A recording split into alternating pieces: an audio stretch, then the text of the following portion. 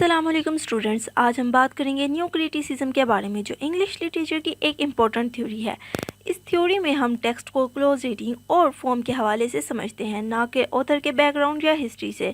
अगर आपको लिटरेचर के नए तरीके समझने का शौक है तो इस वीडियो को देखें और सीखें। तो चलें शुरू करते हैं। क्रिटिसिज्म एक ऐसी लिटरेरी थ्योरी है जो 20वीं सेंचुरी के दौरान डेवलप हुई थी और आज भी इंग्लिश लिटरेचर के टेक्स्ट को समझने का एक इम्पॉर्टेंट तरीका है।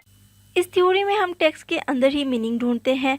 इस थ्योरी में हम ऑथर की हिस्टोरिकल बैकग्राउंड पर फोकस नहीं करते। इस वीडियो में हम न्यू क्रिटिसिज्म के बेसिक प्रिंसिपल, उसके फाउंडर्स और उसके लिटरेचर पे इम्पैक्ट को एक्सप्लोर करेंगे। इंट्रोडक्शन। न्यू क्रिटिसिज्म एक लिटरेरी थ्योरी है जो टेक्स्ट पर कंसंट्रेट करती है और ऑथर या हिस्टोरिकल कॉन्टेक्स्ट को इग्नोर करती है। इसमें सिर्फ टेक्स्ट के एलिमेंट्स जैसे कि लैंग्वेज, फॉर्म और स्ट्रक्चर को एनालिसिस करते हैं।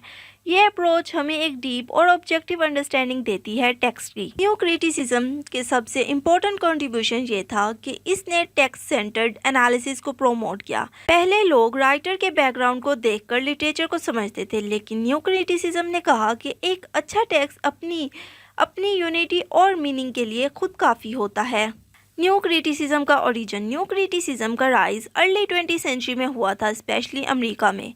पहले लिटरेरी क्रिटिक्स ऑथर्स के लाइफ या उनके हिस्टोरिकल बैकग्राउंड पर फोकस करते थे, लेकिन न्यू क्रिटिसिज्म ने कहा कि टेक्स्ट को सिर्फ अपने कंटेंट और स्ट्रक्चर के हवाले से एनालिसिस करना चाहिए। न्यू क्रिटिसिज्म की डेवलपमेंट में रशियन फॉर्मलिज्म और स्ट्रक्चरलिज्म जैसे आइडियाज़ का भी इन्फ्लुएंस था, जो टेक्स्ट के फॉर्मल प्रॉपर्टीज़ पर फोकस करते थे। आज भी न्यू क्रिटिसिज्म लिटरेरी थ्योरी में काफ़ी इंपॉर्टेंट है, लेकिन इसकी इवैल्यूएशन के बाद ही कई नए पर्सपेक्टिव भी सामने आए। न्यू क्रिटिसिज्म के की प्रिंसिपल्स। न्यू क्रिटिसिज्म के कुछ बेसिक प्रिंसिपल्स हैं जो इसको दूसरी लिटरेरी थ्योरी से अलग बनाते हैं। Close reading. न्यू क्रिटिसिज्म का सबसे इम्पोर्टेंट प्रिंसिपल क्लोज रीडिंग है, जिसमें हम टेक्स्ट को बहुत डिटेल से पढ़ते हैं और हर वर्ड, मेटाफर और इमेजरी को समझने की कोशिश करते हैं। क्लोज रीडिंग का मकसद ये है कि हम टेक्स्ट को अपनी पूरी कॉम्प्लेक्सिटी में समझ सकें। टेक्स्ट का इंडिपेंडेंस होना। न्यू क्रिटिसिज्म कहते हैं कि टेक्स्ट अपनी ज़िंदगी अपने अंदर रखता है। इसका मतलब है कि हम टेक्स्ट को ऑथर की बायोग्राफी या हिस्टोरिकल कॉन्टेक्स्ट से इंडिपेंडेंट समझते हैं।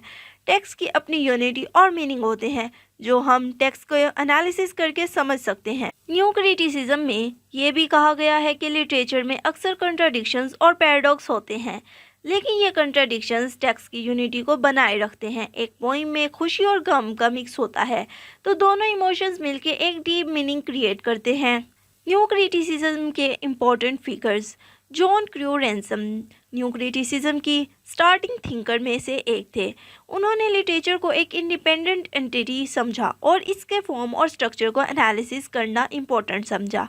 क्लिंट ब्रूक का नाम न्यू क्रिटिसिज्म में बहुत अहम समझा जाता है। उनका काम the well wrought urn 1947 literary criticism की दुनिया में एक लैंडमार्क बन गया। उन्होंने कहा था कि एक अच्छा टेक्स्ट अपनी फॉर्मल क्वालिटीज़ के थ्रू अपनी मीनिंग को रिवील करता है। रॉबर्ट क्लिंट ब्रूक के साथ मिलकर अंडरस्टैंडिंग पोइट्री 1938 लिखा। उन्हें भी लिटरेचर की टेक्निकल और फॉर्मल एस्पेक्ट्स को एनालिसिस करना ज़रूरी समझा। W.K. विमसेट। इंटरनेशनल फैल्सी का कॉन्सेप्ट न्यू क्रिटिसिज्म का एक मेजर प्रिंसिपल बना। उन्होंने कहा कि हम टेक्स्ट को ऑथर के इंटेंशंस के हवाले से नहीं समझते, बल्कि सिर्फ टेक्स्ट के अंदर ही क्वालिटीज़ को समझते हैं। क्लोज रीडिंग का मेथड। क्लोज रीडिंग में टेक्स्ट को केयरफुली पढ़ना और उसके एवरी पार्ट को समझना होता है।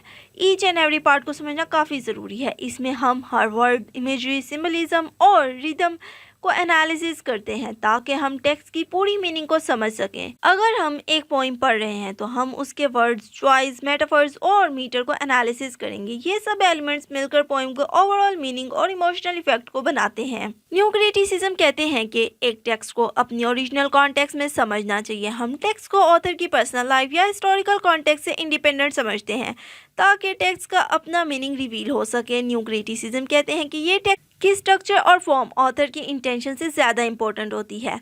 हर लिटरेरी एलिमेंट्स जो टेक्स्ट में होता है उसका अपना रोल होता है जो मीनिंग बनाता है। न्यू क्रिटिसिज्म में फॉर्म और कंटेंट को जुड़ा हुआ समझा जाता है। फॉर्म जो भी होता है, चाहे वो पोइट्री हो, नॉवल हो या प्ले, उसके मीनिंग को समझने में बहुत ज़रूरी रोल होता है।